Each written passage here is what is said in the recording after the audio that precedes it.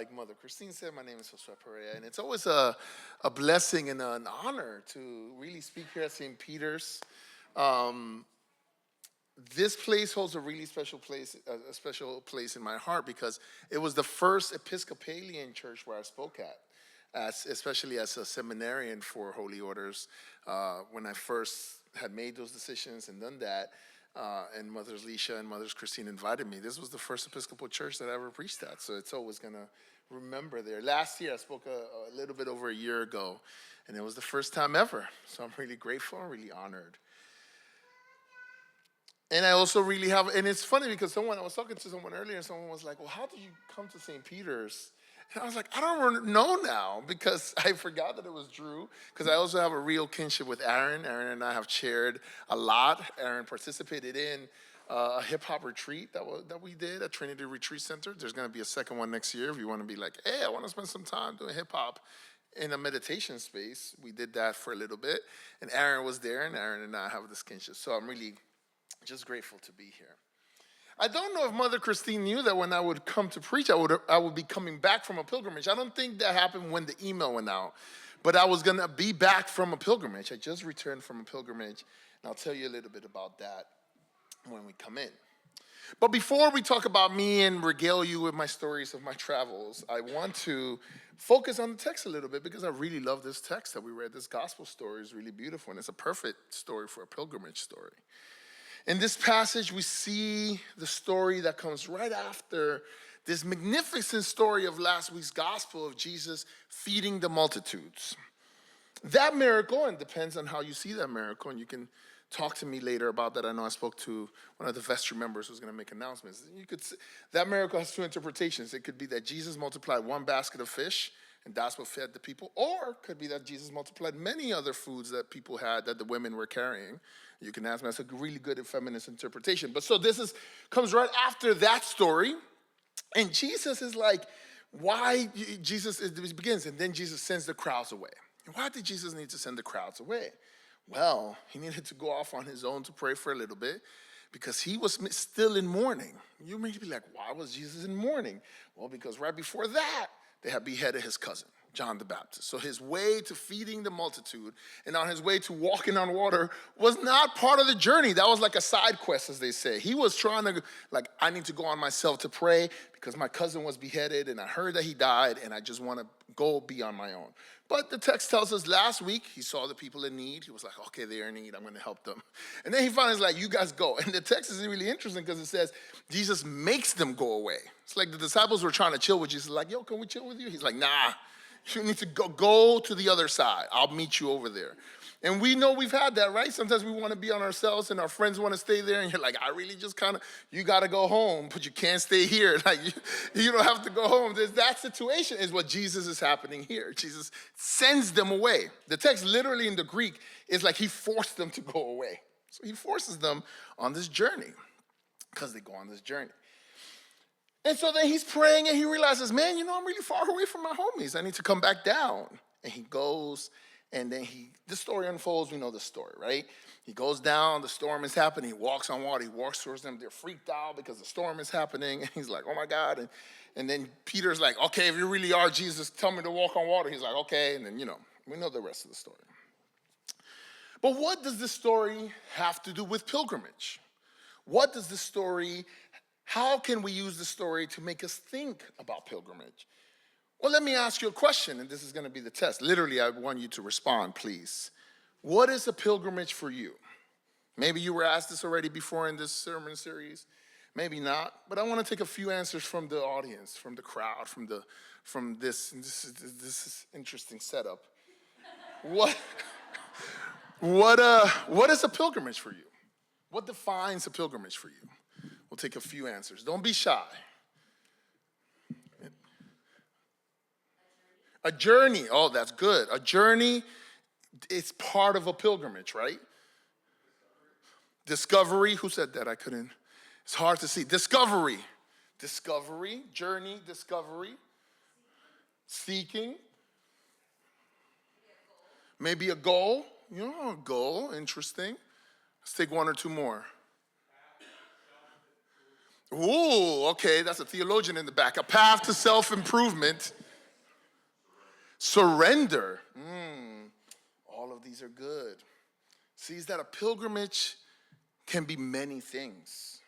And in this story, we see a few different messages about pilgrimage.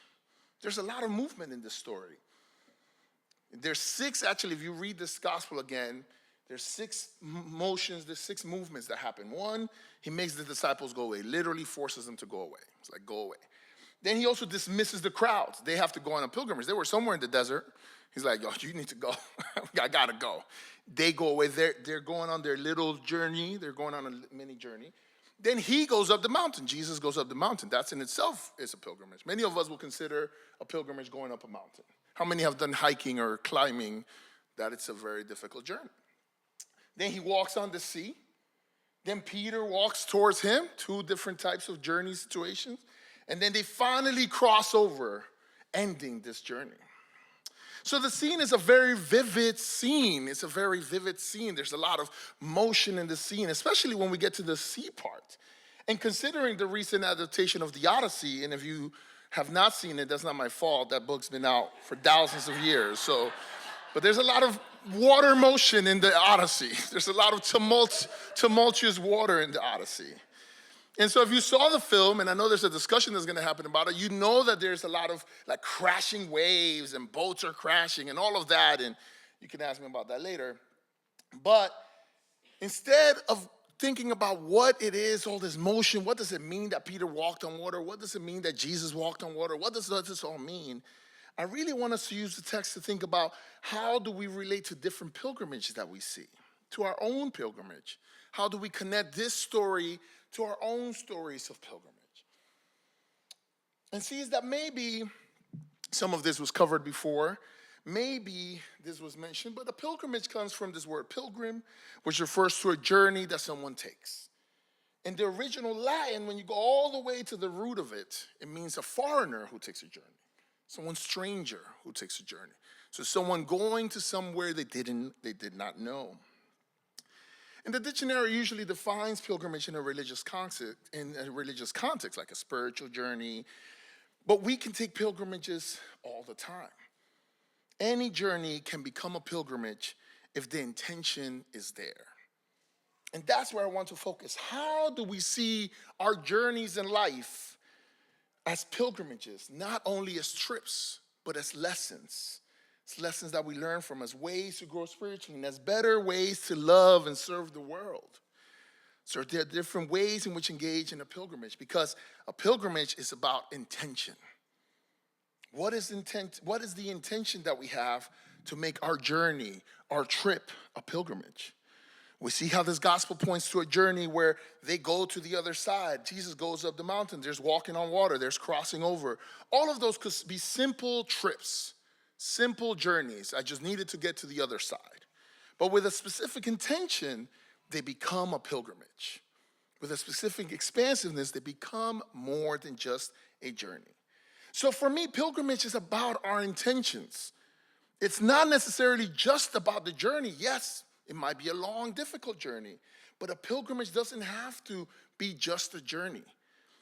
A journey is not just a journey.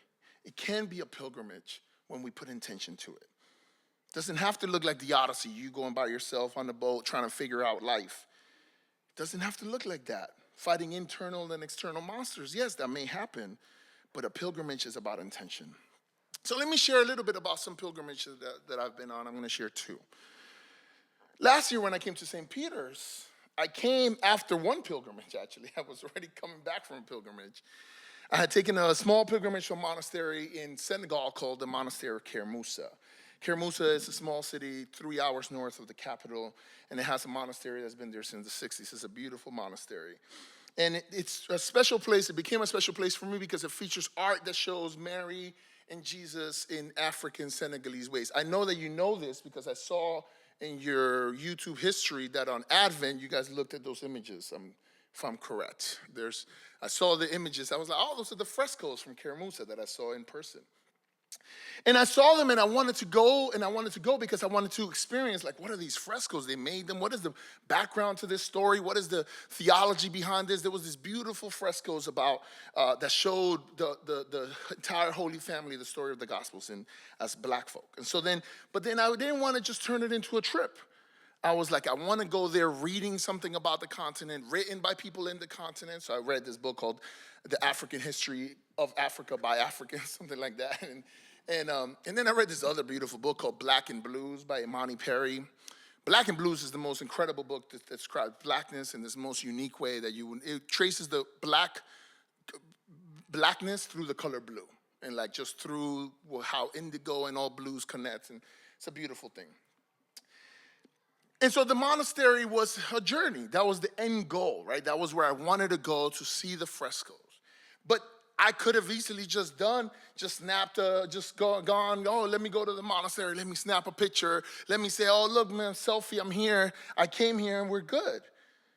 But it wasn't just about seeing the frescoes up close, it was about spending time in prayer. It's about understanding how they viewed God. It's understanding how they worship. They also have a unique choral tradition and musical tradition that is literally unique to that monastery. And so I was like, let me spend time in prayer. Let me spend time listening to this music. Let me spend time letting that feed my soul. Just being there, praying every day and seeing that made it a pilgrimage. Putting that intention to it made it a pilgrimage. It could have just been a trip. Other people that went there went just for a trip, took a picture, interrupted mass for their picture. We're like, boom, I just want my picture with the frescoes and I'm out. Could just be a tourist stop. I could have done what all the other tourists did. But when I went to Senegal, I knew that I wanted to treat it like a pilgrimage. So I was approaching it like that. My intention was to be open. I didn't know what the exact meaning would be for me. I was like, I don't know what it means. I just want to approach it like a pilgrimage. And then I remember talking to one of the monks nearby, and we were talking about contemplation and all the different things that I do. And the monk he said something really wise that actually really grounded me in the work that I'm doing now. He said, our lives are always in contemplation. We always are contemplating. We just have to take moments to recognize that. Every moment can be a moment of contemplation. And I remember after hearing that, dwelling with that for a while, and then sitting with that, and looking back at that story now, is I realized that that's really where my idea of like every moment, even hip hop, even whatever can be contemplative, was grounded in that moment. It wasn't something that I was expecting. I didn't go there with that thought in mind, like, oh, I'm going to get a big meaning of what contemplation is. I just wanted to approach it. The intention I set was to approach that journey as a pilgrimage and not a trip. And that helped change, and then that helped me, I think, become more receptive to whatever God was saying. And out of that is where all of these ministries and stuff have come out. All of these hip-hop meditation stuff have come from that. I don't think it's a coincidence that it came after that all of that felt like that was what I wanted to do. Most recently, I came back from Ethiopia, another pilgrimage that I took. I wanted to take a pilgrimage there because of Ethiopia's history of not being colonized. It holds a special meaning to a lot of people in the African diaspora. And because of its unique tradition in Christianity, Ethiopia is one of the oldest Christian nations in the world. And so I wanted to explore that, but I also didn't just want to go and take a picture. I was like, let me spend some time here putting this intention to make it a pilgrimage. And so I went to a local cathedral near where I was staying in the capital, and I prayed with some people there, and that was really beautiful. And then my friend was like, oh, you should go to the north to this pilgrimage town, this actual site of pilgrimage where people go to pilgrimage every year, called Lalibela. Lalibela is a city north of Ethiopia where long history of it, short version of it is that a king built it so that his people would pilgrimage there to pray instead of having to traverse dangerous ways to the Holy Land. He was like, I want them to pray locally. And again, pilgrimage is about intention. So when I went to Lalibela, I intended to be in prayer, intended to connect with God, not just to be there to take a picture and interrupt the prayers like people do, and people did that a lot, but to respect the space and what I could learn from it. I learned many things in the little pilgrimage that I took in Lalibela, but one of the main observations was the way that people were so devoted. There was such a spirit of longing and prayer. There was such a spirit of connection that I was really touched by that. And so then I went to a monastery the next day and I asked the monk, I was like, hey, I saw these people praying. Why are people so devoted? He was like, well, they're trying to see, he said in very monk language, he's like, they're trying to see with their inner eyes. We think we see with only two pairs of eyes. We have, with one pair, we have two pairs. But we need to connect with God to see with our inner eyes. So he was like, they're trying to connect with their inner divinity. And that really fed me. I was like, wow, this is a really interesting story. And I didn't understand what that meant really until this story that I'm going to tell you, and then we'll conclude. But on the way to that monastery, I was thinking a lot about devotion. I was thinking a lot about things. I was carrying some weight with me, some heaviness, some things that I've been dealing with, just questions that I've had. And then the day before we went on this pilgrimage trip, I decided to eat this Ethiopian dish. It's called kitfo. Is anyone here Ethiopian, or has anyone been to Ethiopia? There's a dish called kitfo. I don't know if you ate that dish.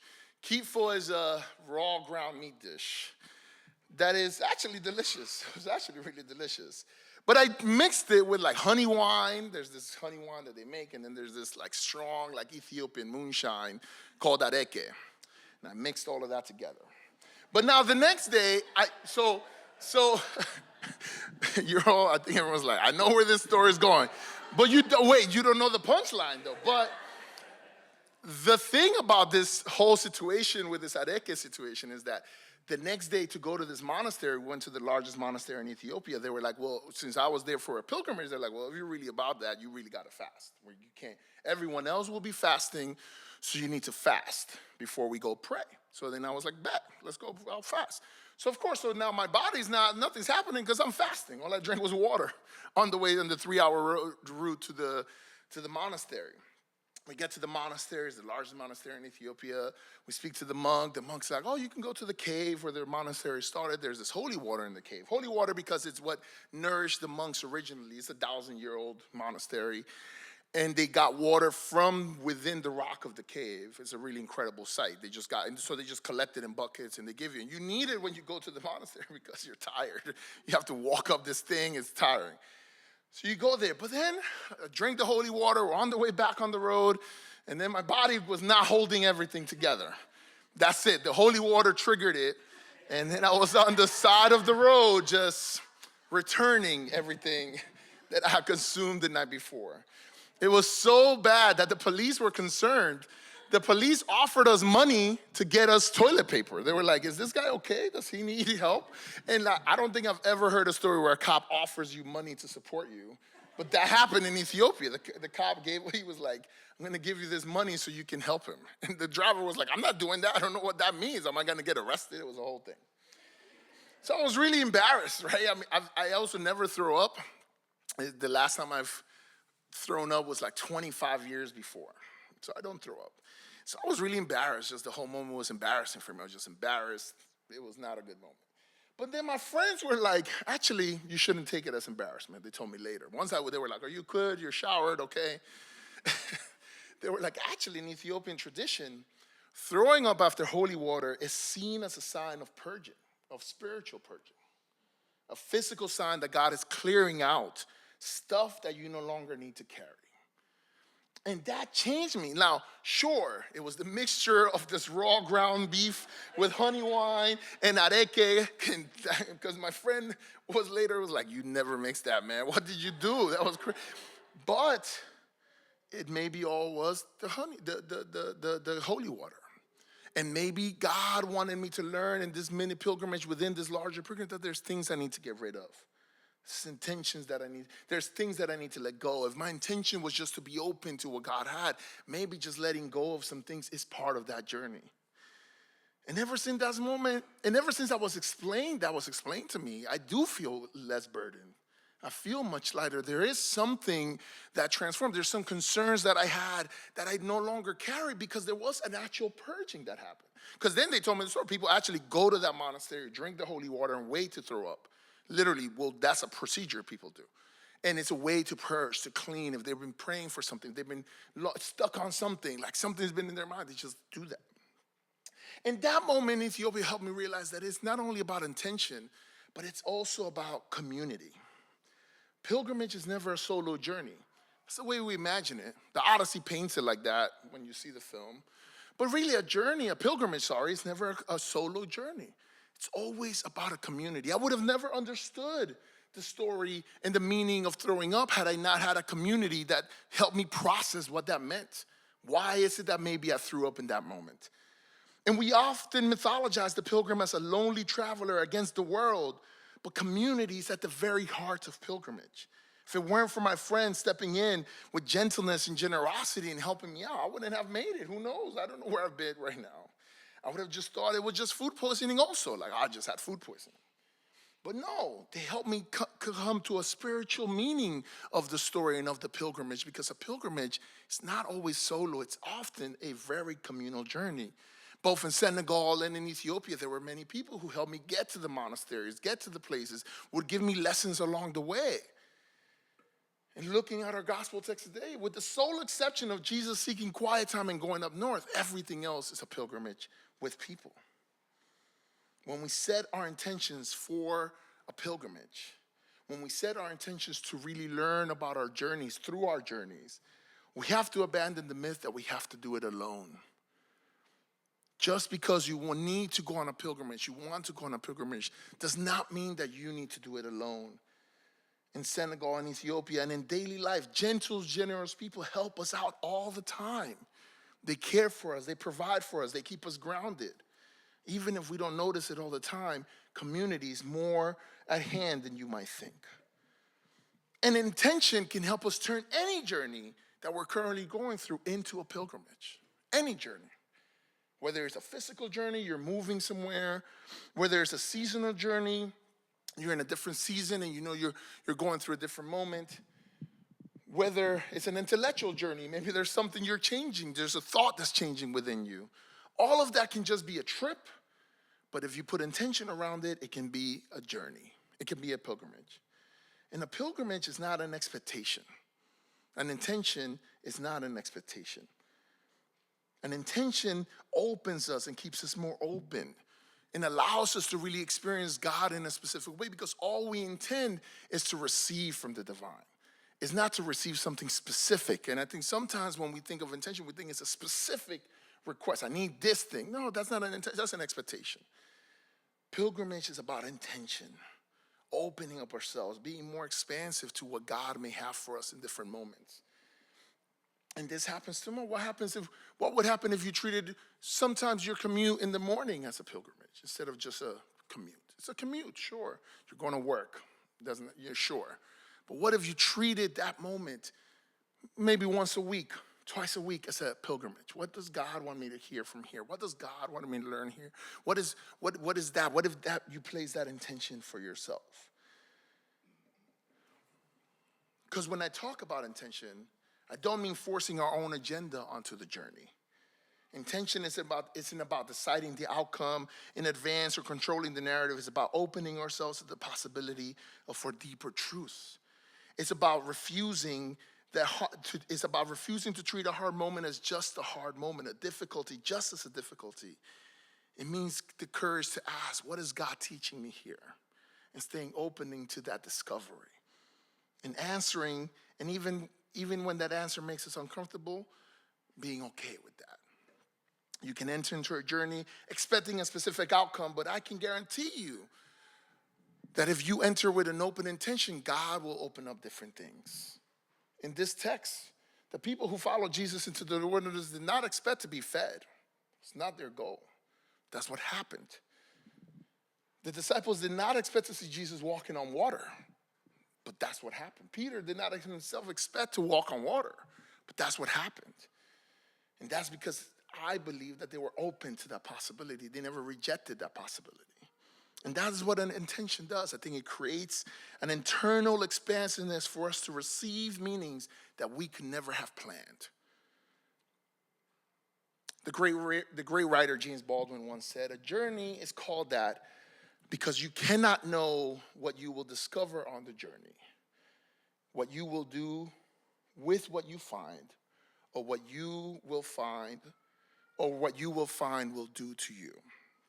Let me read that again. A journey is called that because you cannot know what you will discover on the journey, what you will do with what you find, or what you find will do to you. I didn't know when I went to Senegal that the meaning for me was to ground my life into an expansive contemplative practice. I had those leanings, but I didn't know that. I didn't know when I went to Ethiopia that I needed to let some things go. God was like, you need to let some things go. I didn't know that. And this matters because our entire life is a pilgrimage. Our entire life is a pilgrimage, church. The Reverend Paulie Murray, who graduated right here from General, said once that we are always engaged in a pilgrimage to a higher and better life, toward a union with God, and that this life we now live is a stage of our preparation for this higher destiny. So all our life is pilgrimage. If we look at it like that, we can just look at it like we just toil, and all we do is work, and every day we're getting older and we're getting closer to death. Sure, we can look at it like that. But we can also look at it and say, what am I learning in this life? What are the ways that this life is a pilgrimage for me in the way that Paulie Murray said? So as we step into these new seasons, whether it's the turn of the new summer, of the summer, personal transition in your own life, or the collective weight we're carrying in the journey that we're going through as a nation, journey of where we are as a nation, I invite you to ask yourself, what is the intention here? What is my intention in this time? Is this just a trip we're taking? Is this just a walk we're doing? Or is this a journey that maybe has meaning that becomes a pilgrimage for me? Am I ready to be open to whatever God has to say to me in these moments? Because a pilgrimage, yes, is about getting to the other side. But on the other side of that, especially once it's an intentional pilgrimage, there's meaning waiting for us. One that will ground us in our personal vocation, help us become better stewards, empower us to do what Biggie said, to spread love. And may we walk with that intention that enlivens justice, frees the oppressed, leads us into collective liberation that all of us so desperately need. Let us pray.